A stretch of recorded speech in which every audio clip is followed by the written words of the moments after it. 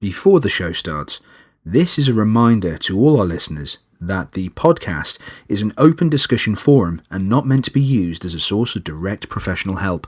We at Panic Stations UK would always urge anybody listening to go seek advice from their GP, that is their doctor, a counsellor or a therapist. The podcast is, however, a place for people to share experiences and realise that you are not alone. Due to the subject matter discussed in the shows, some episodes may have explicit language in. I warn listeners, as this is meant to be a realistic look at mental health.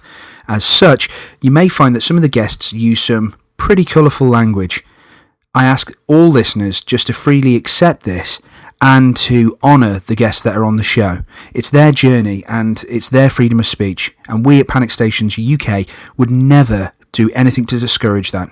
Many thanks and enjoy the show.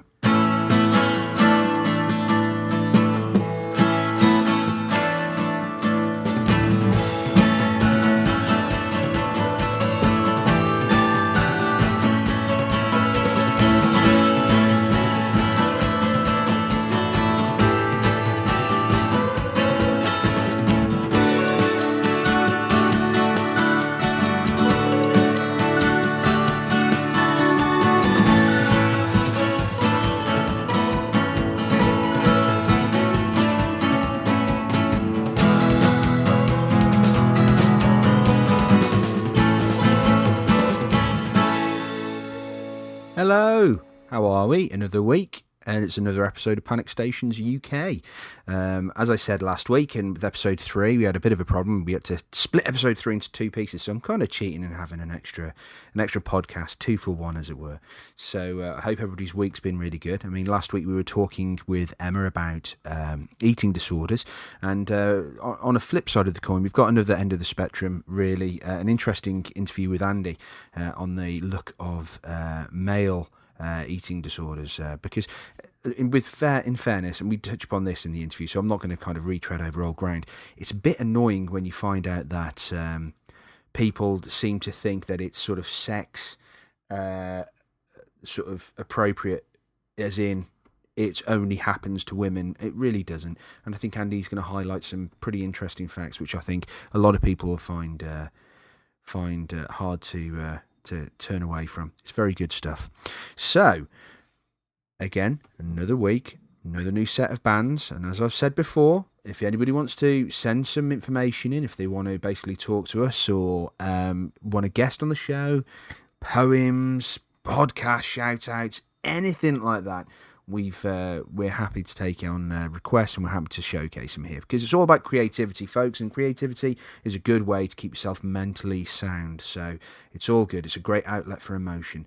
So yeah, we've got some more stuff on the way, but if you want to do that, you can submit things. Again, if you want to be a guest, or if you want to just some feedback or anything that you found interesting, some mail, as it were, about the fact that we've talked on some of the things we've already touched upon and things like that, please send it through to us on panicstationsuk@yahoo.co.uk. That's panicstationsuk@yahoo.co.uk. So please keep submitting all your stuff in, because we really appreciate it. I know the listeners appreciate it, and it's a great way to showcase any creative talent you have. Again, it's all about kind of sharing that creative process, helping each other, right? And it's a really nice way of showcasing your stuff. So please feel free to submit some stuff. Now, this week we've had a bit of a swap from last week's Ancient Addicts track, which is quite heavy, to a more ambient, chilled out song. I hope you're going to enjoy this one. It's called Celestial 303, and it's by a band called Sterosmith. Really, really good band, and I'm hoping to hear more of their stuff. So hopefully, fingers crossed, we'll get more of their stuff on the show. You'll really enjoy it. So without further ado, here is Sterosmith with Celestial 303.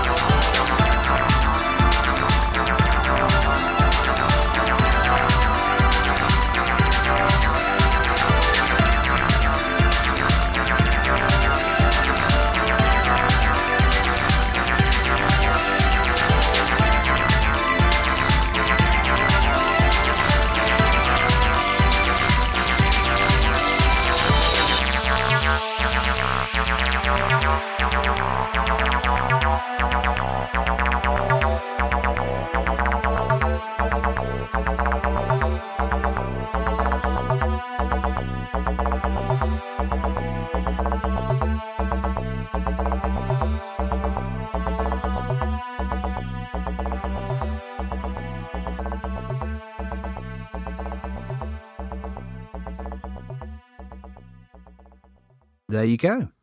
That was Celestial 303, and that was by Sterosmith. I really enjoyed it personally. It's nice, kind of chilled out ambient music. I like it. Very Daft Punky. I quite enjoy that aspect of it. So if you want to submit any music, again, always said, just like we said before, panicstationsuk@yahoo.co.uk. So please feel free to send some stuff in, submissions. Now, last week, continuing with the stories of our guests, and we were talking about eating disorders. Now, last week, there was a bit of a muck-up, as I'd already previously said about the podcast. It was just too long. Plain and simple, it was too long. There was so much story to give and so much stuff for people to share that it just simply, it was just ridiculously long. So what I did, I split it in half, and I thought, why not? We can continue it onto episode 4, and on top of that as well, we'll revisit this subject because you're not going to encompass any entire scope of any sort of mental illness in just one show. You're going to want to come back to it and flitter and things. So here's the interview with Andy and myself, Andy Elliot-Griffiths. It's a fantastic little interview, and I think there's a lot to be learnt from. So please just sit back and hear what Andy has to say on the subject of the eating disorders and how it's affected him. And obviously, let's give it up for Andy. So here is that interview.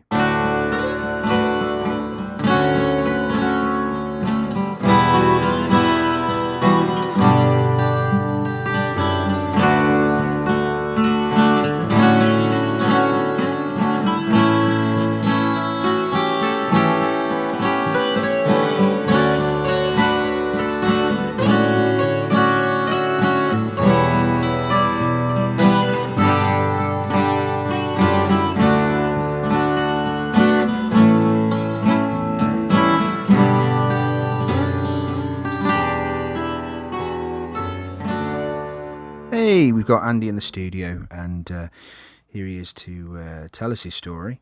And how you doing? How you doing today, mate? Doing good. I'm good. I'm doing very well today, thank you. Good. Now, Andy, obviously we've known each other for a while, and obviously we've been discussing about things that have been affecting you, very, very impactful things. And we were discussing about the fact that you've dealt with an eating disorder. Now, I don't suppose if you're for the people at home, obviously, just to highlight the fact that obviously, quite clearly, Andy's a man. So in itself, that is seen as almost like an obscurity in a really bizarre way. Yeah, I think that it's not really talked about as much. It's, I suppose, anorexia, which is what I suffered from, is seen more as a female disease, and the media, they kind of gave it almost like a very dismissive term, like manorexia.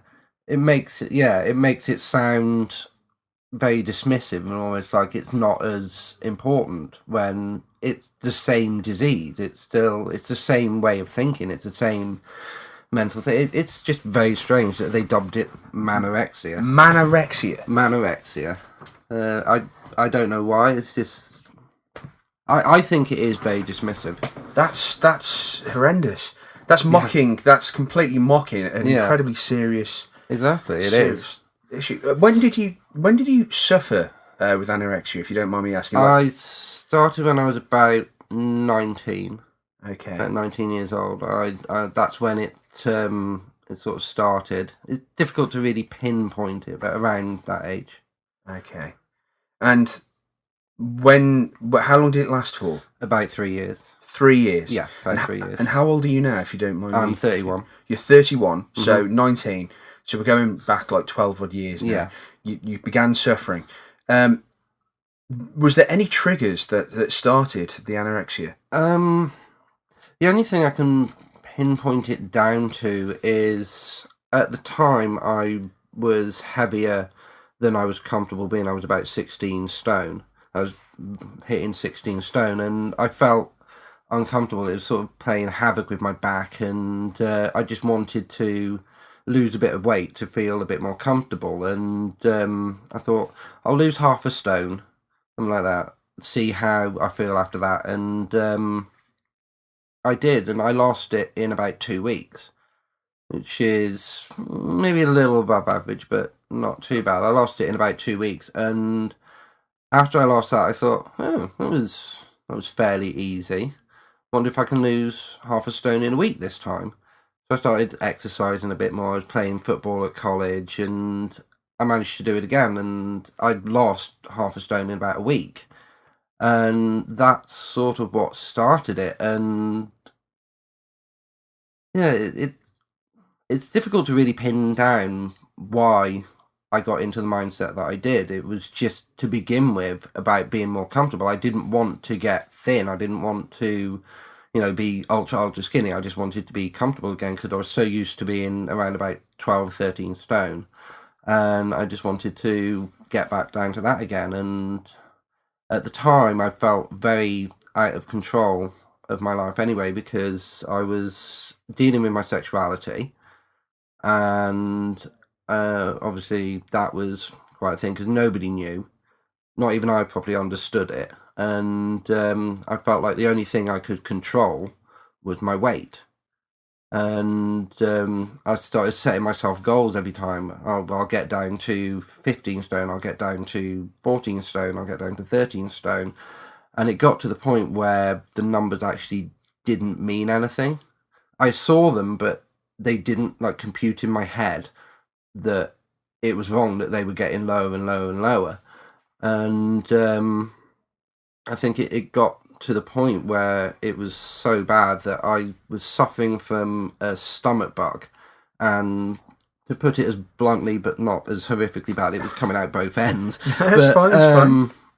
But because I was weighing myself so frequently, I knew that I lost half a stone overnight through vomiting and what have you. And the worst thing about it was I was happy because it got me to my goal quicker. And at that point, I think I was about 11 stone, and I got down to 10.5 overnight because of this stomach bug. And as I said, I wanted another one because it meant losing weight quicker, even though I'd been up all night suffering very badly with this stomach bug. But the fact that I was happy about it. God. Looking back now, I can see how horrendous that is and what a terrible mindset I was in. But at the time, I was just ecstatic that I'd lost that much weight so quickly. Right, and going back, I mean, when you initially started, obviously, you touched upon it by saying about the fact that you were playing football, so obviously you were losing weight in a healthy way. Yes, I was to start with. Yeah, to start with, I was doing a bit more exercise, eating a little bit less, eating healthier. So yeah, I did it the healthy way to just take a few pounds off, just to feel a bit more comfortable. It sounds like you were in competition with yourself, and it sounds a really strange thing. It's almost like to get to goal A, yes, I will get down for by half a stone in 2 weeks, and you hit that, and you're like, yes, down by half a stone, get in, and then you get to the next bit, and you're like, oh, okay, now I bet let's see if I can do it in less time. And I mean, was it like that? Because it sounds a bit. It was like that at the time, but I didn't see it as a problem as such. To me, it was kind of like, I can better myself, I can do better, and that's why after the initial half stone in 2 weeks, I thought I'll do it in a week. And yeah, I did it because I do have a fast metabolism, so it was relatively easy. But as you said, to begin with, it was the healthy way of doing it. It was probably more weight than I should have lost, because they say you should lose maybe 3 to 4 pounds a week. So I was a little bit over that, but it was still the healthy way of doing it. A bit more exercise, and better eating, and yeah. So when you start, obviously you get this nasty stomach bug, and you're happy because you're pretty much, yes, I have lost more, even quicker. Yeah. Where do you go from there? I became very devious with the way I was hiding it. My parents went away on holiday for a week, and I calculated what would have had to have gone from the pantry, how many plates would have to be in the sink to look like I'd eaten that morning before they came back, and I basically got a few breadcrumbs, sprinkled them on, and everything that I'd taken out of the pantry, instead of putting in my own bin, I actually went round the corner to like a bin on the street and put it all in there so that they wouldn't find it in the house bin, basically. So there was less food in the house? Yeah, there was less food. I deliberately took stuff out to make it look like I was eating, which is a horrifically devious thing to do, but I knew what I was doing, but not the effect it was having on me personally, other than I'd lost weight, but the numbers became meaningless, absolutely meaningless to me. And what happened? I mean, obviously you do that. Your parents come back from holiday. Where does it go from there? What happens when you're doing this? I mean, what's going on at that point in your life, apart from the obvious that you're losing the weight? What's happening? What do you mean mentally? Just mentally. I mean, how you are, and physically as well. Well, mentally, it was all about control. It was about being in control of the situation. So, as I said before, I was still dealing with my sexuality and nobody knowing about it, and so that was the mental side of it, that I wanted control, and that was the only thing I felt I could actually control. Physically, I was becoming quite weak, and my heartbeat was increasing, and to this day it's still slightly stronger and slightly faster than anyone else because I've done damage to it. Right. So I have done damage to myself with losing the weight so quickly. I mean, the lowest weight I got down to was 8 stone, which for any Americans listening is 112 pounds, and I'm a 6'1" man. I was about to say, tell the listeners how tall you are, because you're a tall guy. Yeah, I'm 6'1", and I got down to 8 stone on 112 pounds at my absolute lowest, which is ridiculous, and I just didn't see it. I had my friends and my family telling me, you know, you're too thin, you've lost too much weight, and I just did not see it at all. To me, it wasn't a problem. The numbers didn't mean anything. I couldn't see it in the mirror. I'd look at myself and I thought I was fine. I honestly thought I was fine. I didn't see the fact that I was that skinny. I think I was wearing baggier clothes as well and kind of hiding it from myself. Yeah. And I just didn't see it. It's interesting that you say about the baggier clothes. Earlier this morning, because the time difference, I interviewed another guest who's going to be on the show today for this episode, a girl called Emma. And she mentioned that when she was going to work, people were noticing. So what she would do is she would say, "Oh, no, I'm wearing my baggies today. I'm wearing my baggy clothes today," to basically make it look like she was wearing it's not a word, wearing baggier clothes, so people didn't realise that she'd lost weight through stress. And obviously with yourself, it's a similar thing with the fact that you're wearing baggier clothes at this point to say, "Oh no, I'm just in baggy clothes. It's fine. I'm fine underneath." And that's what it was. I was disguising it from myself and everyone around me, and it was the point that I finally sort of realised I had a problem was when somebody who didn't even know me, it was one of my managers at work. She'd only been there about a month, and she sort of looked at me up and down, and she was like, "Are you okay?" And I was like, "Yeah, I'm fine." She went, "Lift your shirt." I was like, "Well, what? Why?" The manager told you to lift your shirt? Yeah. She said, "Lift your shirt." And I was like, "Why?" And she went, "Just do it." And I lifted my shirt up, and she looked at me, and there was absolute horror on her face. And she said, "If you don't do something about this, I will check you into a clinic myself. You are seriously ill."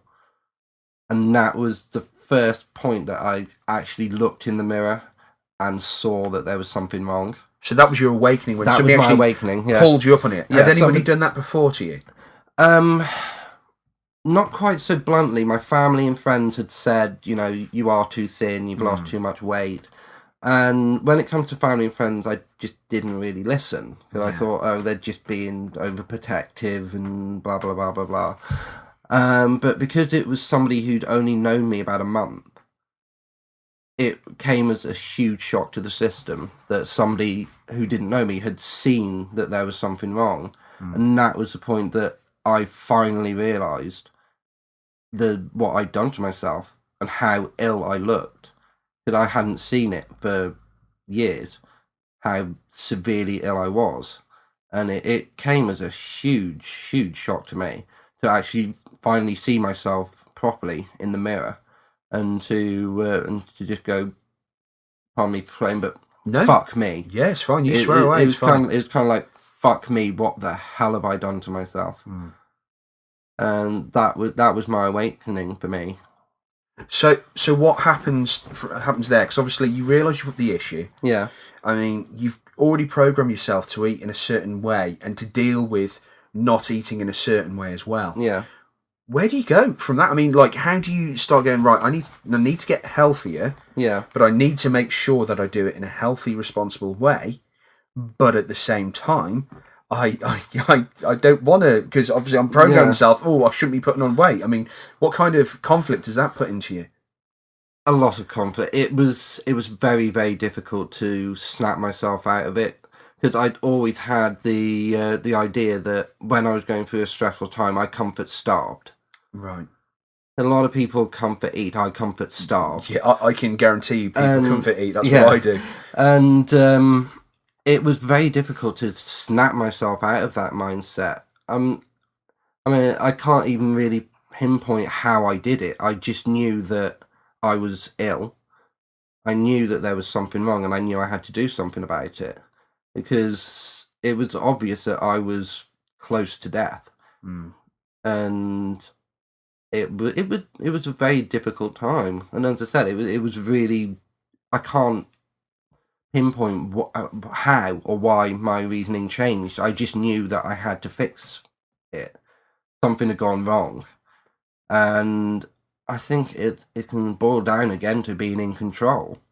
I had to be in control, and I kind of flipped it on its head to now I've got to get back in control and get myself healthy again. So from one extreme basically going, I'm going to be in control of this, because this is the one thing I can control. I can physically control this. I can't control the emotions that are going in me regarding my sexual preference or whatever. And then you're going, so I'm going to concentrate on controlling this. Yeah. You realise that becomes out of control. Yeah. So you take control of the situation in itself. Yeah. So in a way you get that sort of personality trait within yourself, the ability to take control of a situation, and you flip it on its head to for your advantage, which is like a really positive thing in a way. Yeah, that's what I did. I did flip it to help myself, because it had got to the point where the numbers didn't mean anything. And then when I realised just how ill that I realised I was out of control of what I'd done to myself. Yeah. And it was a very, very strange mindset to get myself into, from both sides, really. The starting off being anorexic and then solving it. I did a lot of it by myself. I didn't get a lot of help. So you had no support group for this? No. Did you? There was nobody in your corner backing you, or no? Nobody really knew about it. So you did all this in secret? Yeah.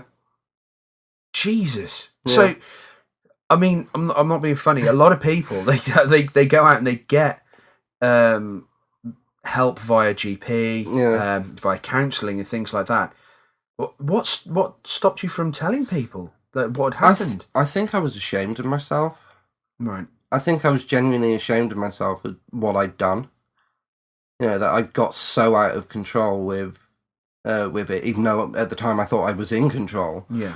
And I was genuinely ashamed of what I'd done to myself. I mean, I didn't tell my parents until after I'd recovered. After I'd put the weight back on, I didn't tell my mum until way after, because what caused it was we were at the cinema, and I had a bag of Maltesers, and I offered one to her, and she said, "Oh no, I won't. I'm watching my weight." And my mum's not a big woman; she's not fat at all.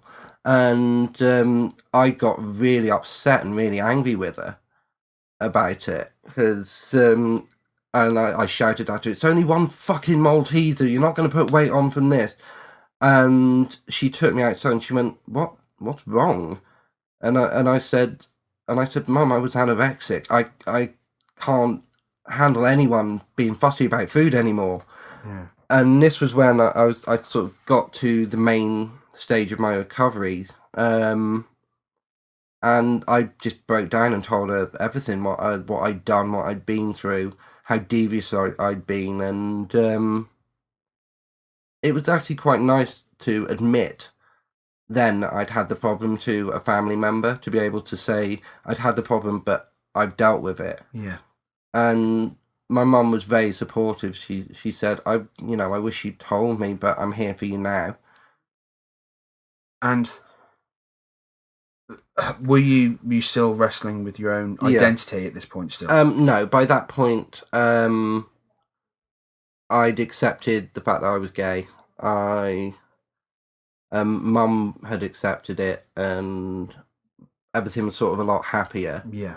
So I think it became easier to admit that I'd had a problem.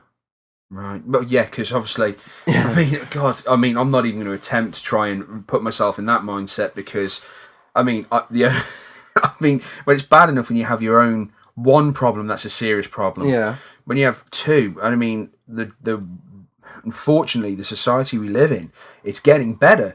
It's definitely getting better. But back then, you go back at that point, it still wasn't very, very, yes, it's perhaps better than it is in certain parts of the world, but it's still not fair. I don't think it's very well sort of dealt with, like, in the fact that people just have different sexual preferences. Now, to me, I don't give a shit. If somebody likes somebody, they like somebody. Who cares, right? Yeah.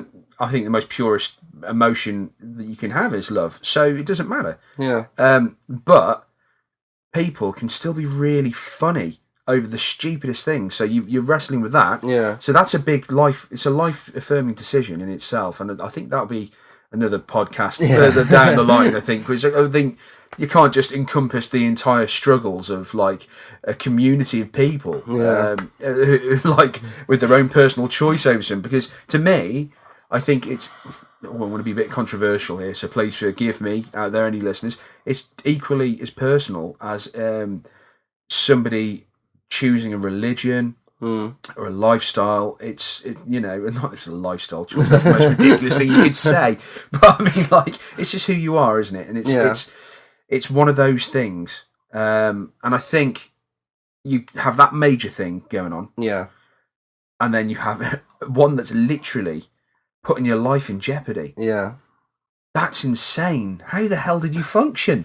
Did you sleep? Did you go out? Did you have fun? I'm not entirely sure. It's one of those things where a lot of the time I was sort of on autopilot. God, that sounds horrendous. Yeah, I was kind of on autopilot for a lot of it. I still remember it, but it's kind of like looking back at it, it was someone else's life, right? Not my own.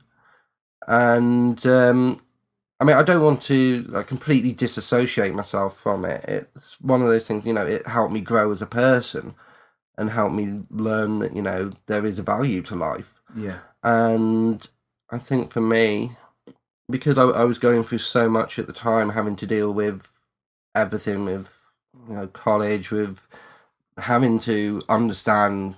I didn't come out until I was 21 years old, which is these days considered quite old. You got kids of 12, 13 coming out. Yeah, yeah. And I was 21, and it wasn't really talked about in my family or anything like that. And when I did come out, all hell broke loose, basically. And again, I lost control of the situation, and this was still in the midst of me being anorexic as well.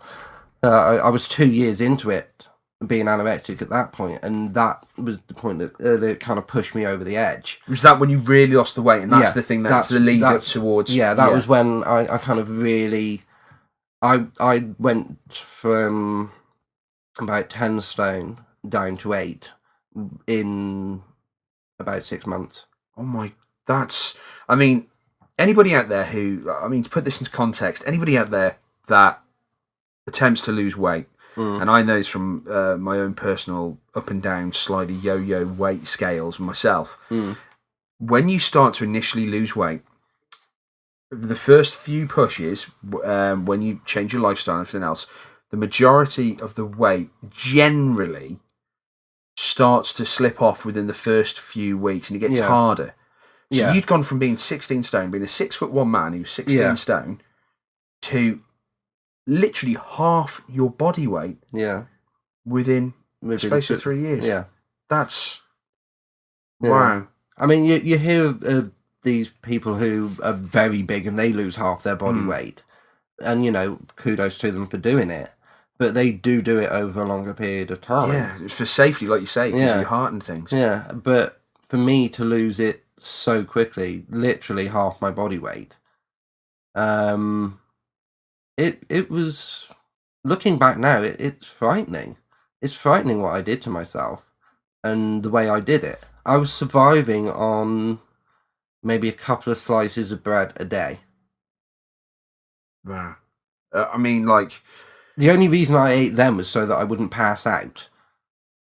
Was that the preference? Because was it perhaps because it was like there wasn't any sugar per se, or it wasn't like a chocolate bar or anything? Yeah, I think for me it was the only thing that I knew that would keep the weight off, but that would make me feel like I wasn't going to die from starvation. Yeah. So to speak. So there was always a slight thing that I had to eat something.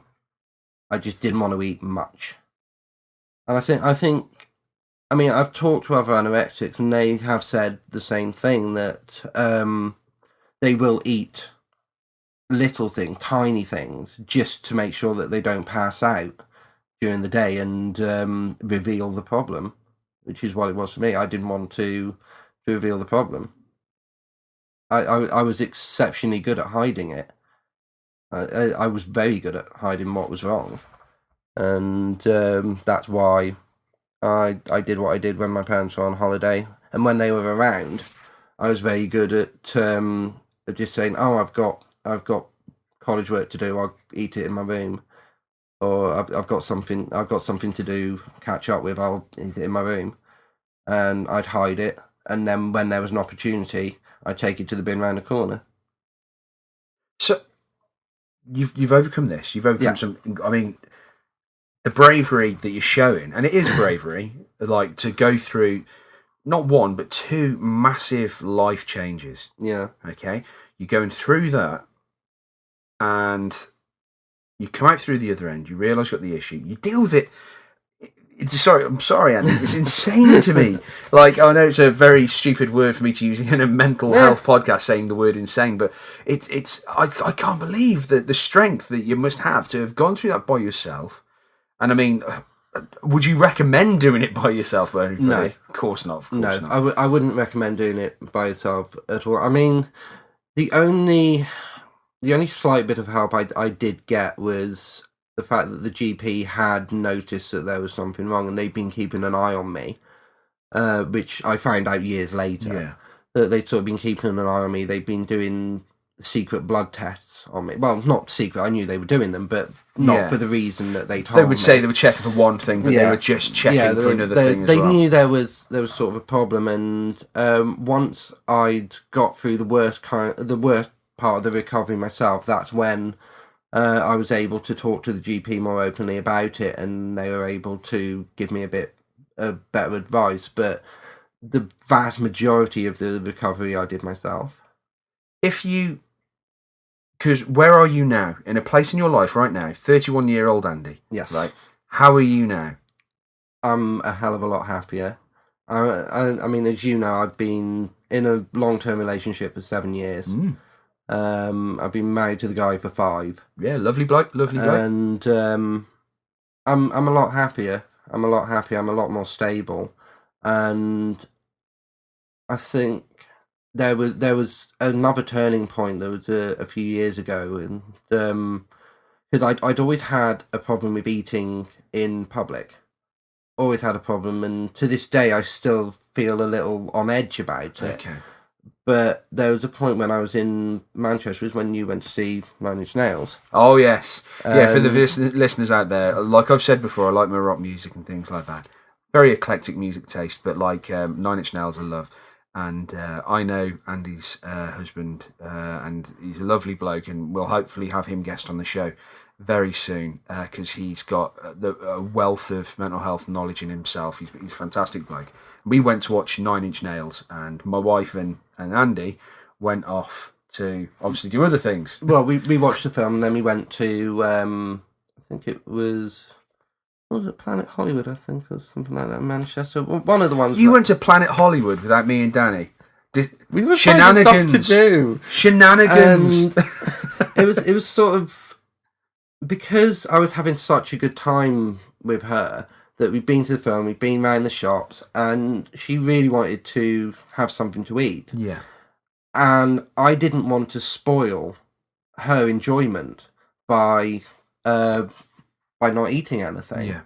And it was that point in that restaurant that I sat down and I ate with her, and we were just having a whale of a time, having a good time, just chatting away, laughing. And that was the point that I thought, I can do this. I can actually do this. I can eat in a restaurant and be okay. That's really cool. Yeah. That's really nice to know. It's kind of like a tiered process of you go through little goals every time. It's not like you're recovered.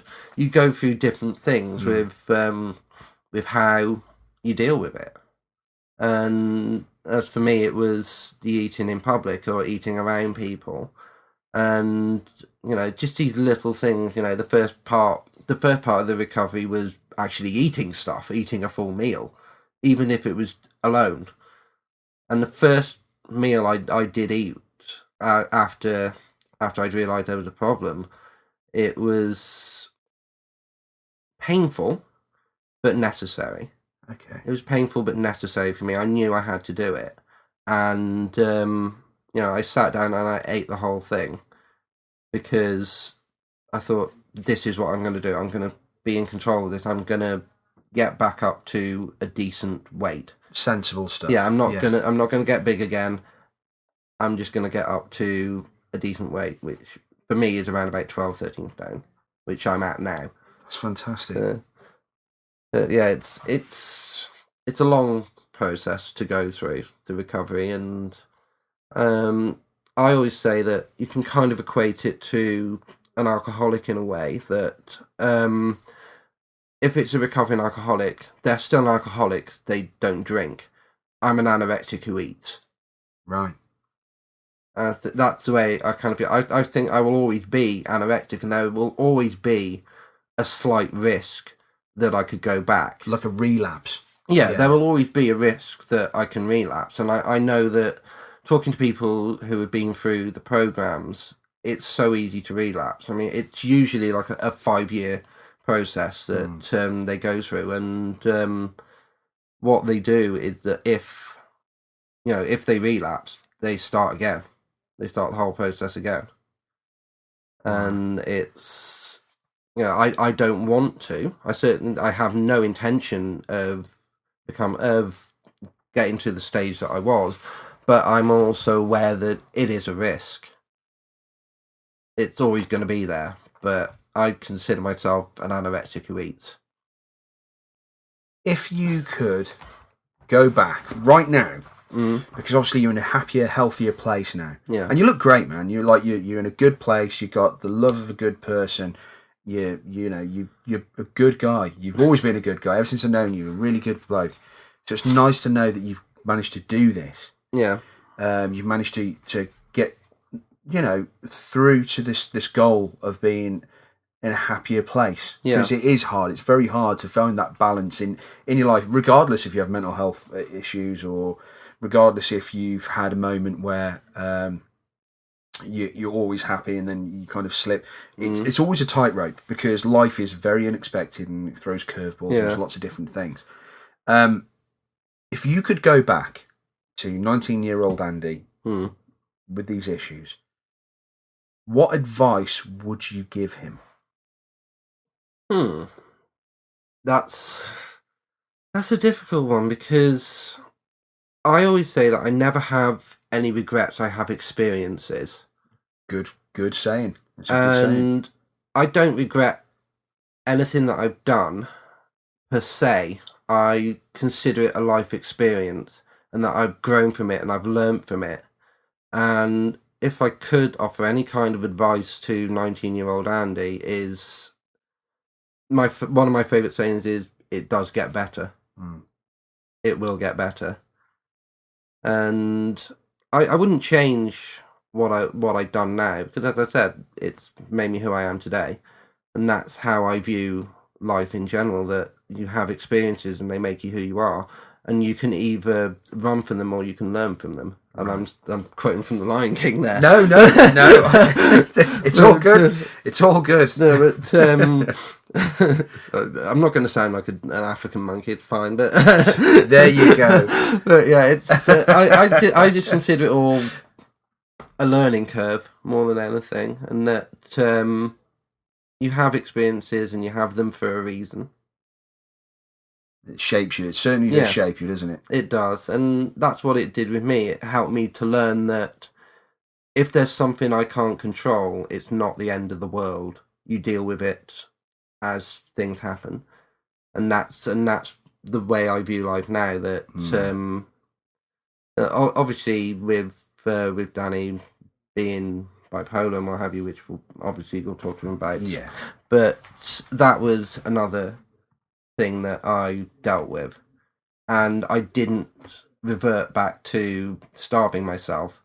I took stock of the situation and how I would deal with it properly, rather than trying to take the easy way out of just not going to eat. Yeah. I took stock of it, and I thought, this is the man I love, and we're going to deal with this. And if I fuck myself up, I can't help him. Wow, yeah, so that's a very good point. Yeah, that's the way I still view it. That's the way I still view it. I had a similar experience in the respects of when I was suffering. The last time I suffered a bout of depression was over 2 years ago.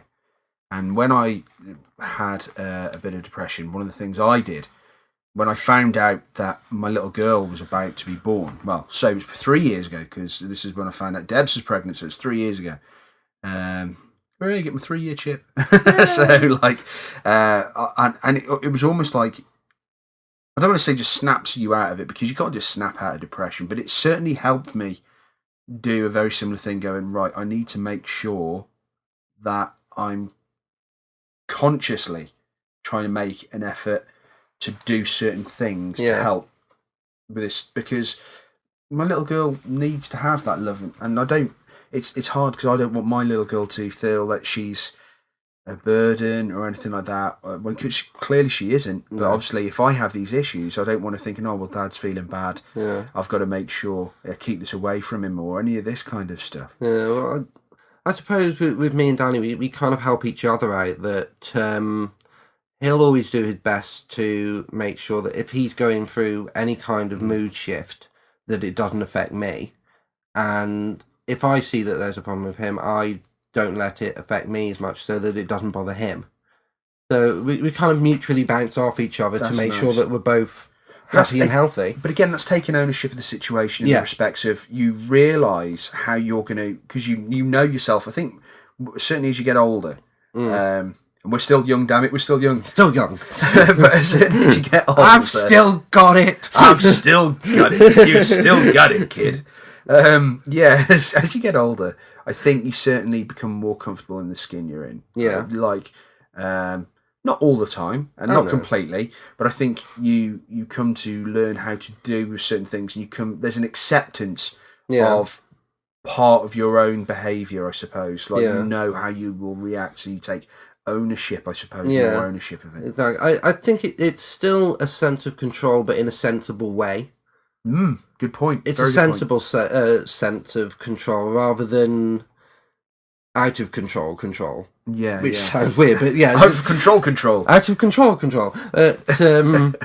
Yeah, it's more of a sensible way of viewing things. Because I mean, I've just started going to the gym, and it's not to lose weight; it's to tone up a bit and to feel a little bit of General fitness, a little better about the way I look. But that's a good thing because, again, it's kind of like everything's in moderation, isn't it? Yeah, exactly. I mean, I'm going 3 times a week. Yeah, that's a healthy amount. Yeah, I don't need to go 5 times a week, 6 times a week, and I don't do anything like overly ridiculously strenuous. I do like the basic cardio work and just working on muscles and what have you. But it's a sensible way of doing it, and I'm happy with the way I do it. And Danny, who obviously knows everything I did and everything I went through and all the devious tricks I pulled, he keeps an eye on me and knows if it started to get problematic that he could stop me. And I've always said to him that, don't pussyfoot around it. If you think there's a problem, you're going to have to basically be abusive about it. Because it's the only way I'll listen. Just to go, right, because it's that hard love, I suppose. Yeah, it's the hard love. I would want him to say, you know what, you're fucking up. Do something about it. Yeah, just be tough with you to make it kind of that snap. Because I think that was the problem with my family and why I didn't see what I was doing as wrong, because they pussyfooted round the whole situation. They were trying to be gentle about it and saying, oh, you're a bit too thin. You've lost a little bit too much weight, and it was, it was almost like baby steps around me, and that's why I didn't see it as a problem at the time. And then it was that moment, obviously, where managers... And then it was the moment of the managers, saying, you're seriously ill, you've got a problem. And that was the first time somebody had said, it's a problem, rather than pussyfooting around it. It's interesting because, like, tough love doesn't always work. Tough love sometimes exacerbates situations. Yeah. Again, I suppose it's knowing your audience. It's more so... It's a personal thing for people. For me, it works. For other people, it may not work. For other people, you have to go at it gently with them, and you have to assess the situation that you're in and that they're in, and how they react to certain things. I know what works for me. Danny knows what works for me. But I mean, anyone out there who is going through anything, go with what works for you. What advice would you give? Because obviously I've taken so much of your time already. You've been so generous with everything, and I really appreciate it, so thank you. And I know the listeners all appreciate it as well. What advice would you give to anybody struggling through anorexia or eating disorders? Because, again, going back to that whole thing with this whole hideous terminology, again, I always come back to this every episode. Like, the media that we're exposed to can be so... It can be a blessing and a curse. Yeah. And the curse is when people, and it's a really horrible way to phrase it, idiots come along and go, I know, let's get a very dangerous medical condition that's connected with psychology and whatnot, and give it a really fun, silly name. Yeah. And and it's almost like, because it mocks the people that go through this. Exactly. Yeah, it's not something that can be mocked. It's not something that you can just brush off with the term anorexia, because it just sounds so stupid. I mean, I've got a smile on my face when you say that. It sounds really stupid, but because it's so ridiculous, it's like, it's kind of disbelief. Yeah, and also the other thing they've done is like tanorexic. A tanorexic? People who are addicted to sunbeds and getting a tan. It's like, how can you trivialise stuff like this? Yeah. How can you trivialise the name of such a serious mental condition? Yeah, obviously it's deeper than just going, oh, I really want to tan all the time. Yeah, that's that, because that can do serious damage to your skin. I mean, and obviously with anorexia, because of how severe it is and how how much it affects people, to trivialize it with silly names like manorexia. I mean, it used to be called the Slimmer's disease. Jeez. But that's just so ridiculous. yeah, I mean, obviously the first high-profile case of it was Karen Carpenter. Mm. She was that was when it was sort of became in the public eye a problem that, she was obviously very, very skinny. Well, I've got to read up about Karen Carpenter, but didn't she actually succumb to that? Isn't that she died from heart failure because of the anorexia? Most anorexics will die from heart failure. If they're going to die, they die from heart failure because, as strange as it sounds, when the body is starving, the first thing it starts to eat itself, and the first thing it attacks is the heart. Really? Yeah. That's why my heart rate is slightly elevated and stronger than normal people, because my heart had already started to be attacked. And that's why most anorexics die from heart failure. God. Which is what Karen Carpenter died from. She died from, even though she was actually starting to recover, the damage she'd done to herself was It was just too late. It was too late. It was too little, too late. Basically, I mean, I caught it at the right time. I think I caught it at the right time. I mean, not to play devil's advocate here, but some might argue. I mean, half the original body mass that you were before, the body weight. Yeah. It sounds like you're lucky that you managed to get in at that time. Obviously, I do consider myself very lucky that I caught it when I did, and that I consider myself at least 90% recovered. As I said before, I'm an anorexic who eats, so that's what it will always be. I mean, maybe one day my mindset will be completely, utterly changed, but for the moment, that's what it is. That's how I view it. That's how I deal with it. What advice would you give to anybody in the respects of if they feel that, especially, the unique position? I say unique, not to sound sexist, but because obviously being a man, it obviously seen specifically for some stupid reason. It's been seen specifically as this girl's disease, which I think is ridiculous in itself. I mean, it affects everybody, but because of the unique perspective of yourself, being so open about it, which is again incredibly brave of you.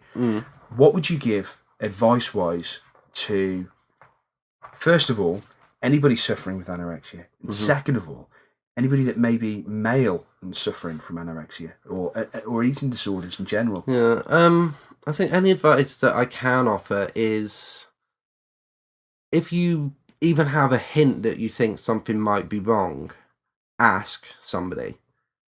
Just ask a family member, ask a close friend. Just please say to them, do you think there's something wrong? And ask them to be blunt with you. Or if you need a delicate approach, ask them to do that. But if you think, that you're eating less or you're exercising too much or anything that clicks in your brain that just makes you think maybe there could be something going on here, ask somebody, anybody, and just say, do you think there might be something wrong? Because it's always good to get help. And I know for me, it's difficult to be able to say that to anyone out there because I didn't see it myself. And it really does creep up on you. You don't suddenly think, oh, I'm anorexic. It doesn't work like that. It's just, it is a very, I don't want to say it's a creepy illness. It does creep up on you. It's difficult to sort of realise that there is something wrong. Okay. And I think for male anorexics as well, because as Chris has said, it's seen as a woman disease, and a lot of men would probably think, that either there's not something wrong or that they don't want to deal with it because they'll be seen as girly for having, the woman slimming disease. And I did air quote just then, but don't worry, I've been doing the last couple of episodes and you're like, shit, I'm air quoting. I think for a male anoretic especially, get the help. It's nothing to be ashamed of that you may have a problem. It's nothing to be ashamed of. Everyone has certain issues with certain things, and I think any help you can get it. Professional, friends, anything. And when you're going through the recovery phase, I would not recommend doing it the way I did and doing a vast majority of it yourself. Get professional help as soon as you can. Talk to a GP, talk to a therapist, anything. If you don't know any therapists, ask around, ask friends who may know, ask anyone who can help to get help. But if you think that it's starting, nip it in the bud as soon as you can, because it took me 3 years to realise there was something wrong. And I can look back at it now and I can think, fucking hell, what did I do? Yeah. And hindsight is a wonderful thing when you can look back and say, why didn't I get help? Because I think at the time I felt so utterly alone with everything else I was dealing with, especially with my sexuality as well. And the fact that when I came out, it didn't go down particularly well. So I felt utterly and completely alone. But people need help. And anyone out there who can get help, get it. Well, Andy, that tremendous advice right there. And I think, thank you very much, for coming on, for doing this, because it takes a special kind of person, I think, to be so open and brave about these things. And it's everybody's journey. And just really, really interesting stuff. And I think we definitely want you on the show again at some point, because all the people I've been having so far have been fantastic. And I think you're absolutely no exception for this, mate. So thank you very much. I'd love to have you back on the show. I'm sure the listeners would love to have you back. Yeah. So please come back. I'd be happy to. Fantastic. And thank you very much for your time.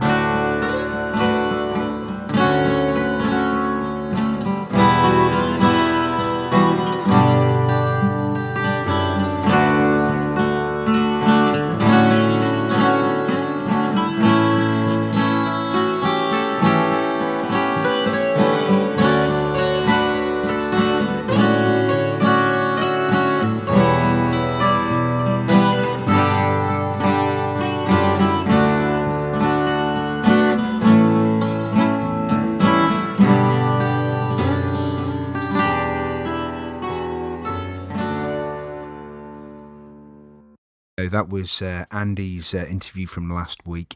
Appreciated for your time and help there, Andy. I really, really did appreciate it. And I'm sure that all our listeners appreciated it as well. So, there you go. That's episode 4 wrapped up. Again, we'll come back to the whole subject about eating disorders at a later date. We will. Because again, like I keep saying, you can't encompass the whole spectrum of issues and instances and stories just in 2 weeks worth of podcasts. Good God, no. And that's not our intention either. Again, we're a support group. If you have any of these issues, always, like Andy quite rightly said, go seek professional help. Go to your GP. Open up about it. Don't suffer in silence. Make sure you go and see the relevant people, because if you don't, you're only going to be hurting yourself, and really, nobody wants that. Nobody wants you to be hurt. So nobody wants you to be alone or scared. Don't go through it the way that Andy had to go through it, because that's not fair. And as Andy said, he felt utterly alone and desperate, and that's the last thing anybody would want you to feel that way. So just please keep that in mind, so for future stuff.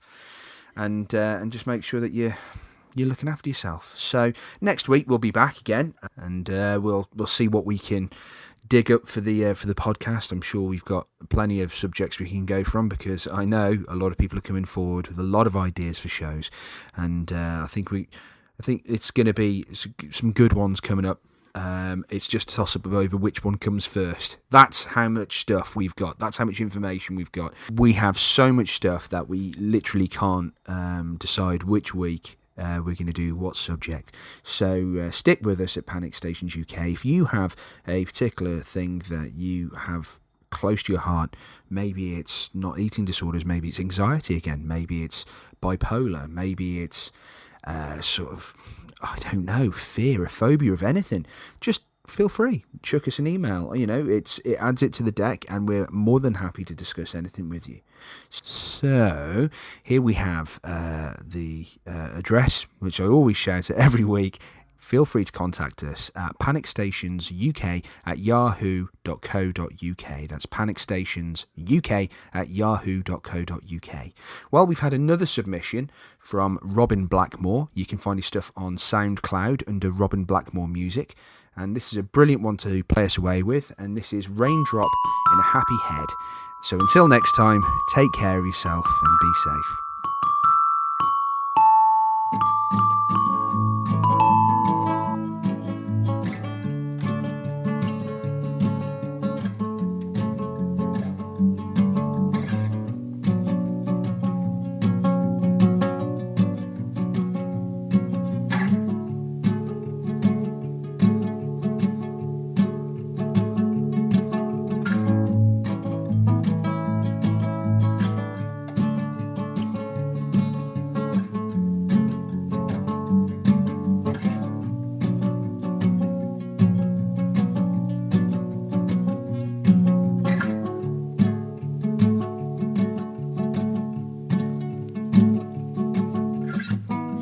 Catch me walking in Newwood Park, Goldsmith's Tavern and Holy Arch.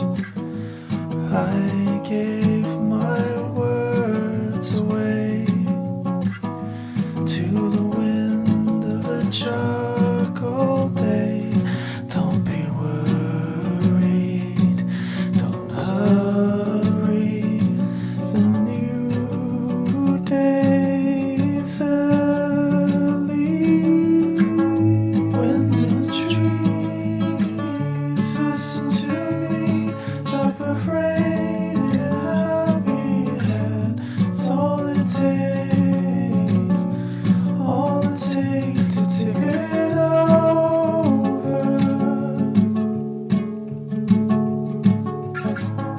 Wind in the trees, come to me like a tear on a tiny hand. It's all it takes to tip it over. Find me kneeling in the pilgrim's pose, feet are ashes and a bleeding nose. I walked until I froze in the shadow of drunken hope. Don't be worried, don't hurry, the new day's early.